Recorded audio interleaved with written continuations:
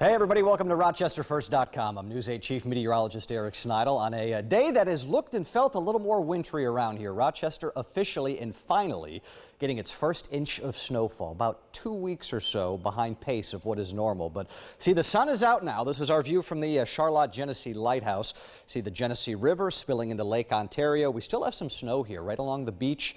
Some of the sand still a bit white, rooftops here too, but the sun is now out and temperatures are above freezing, so that melting process is already underway. I don't think that snow is going to be there for much longer, especially areas that are now exposed to some of that sun. 37 in town in Rochester, up to about 40 now in Sodus. Same deal, Penn Yan and Dansville, both on either side of 40 degrees, but drier air has filtered its way on in.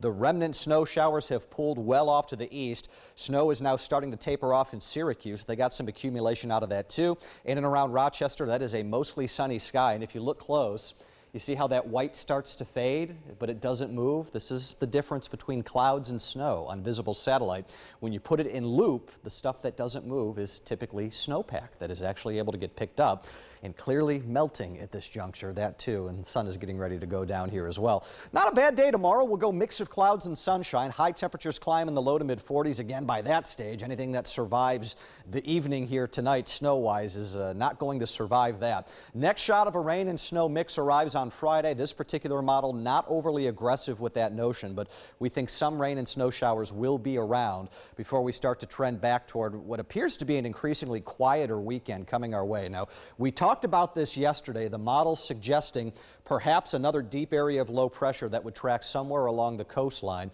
We had one model that said this might be more inland and could be more of a western New York issue Saturday and Sunday.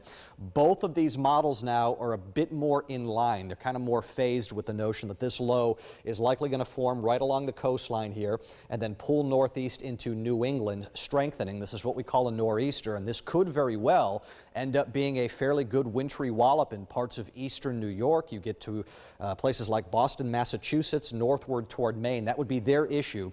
But a track of low pressure like this, as a general rule, typically does not do much in the way of wintry weather here in the Rochester area. So as long as we can kind of keep the status quo with that, if models are correct and that low does look like it wants to pull more coastal, wouldn't be that big of a problem around here. We still have a shower or a few snowflakes around both Saturday and Sunday. Some of that would be lake effect, but not expecting big time accumulations, not expecting big time impacts. Also, not expecting any big time warm-ups anytime soon. It's got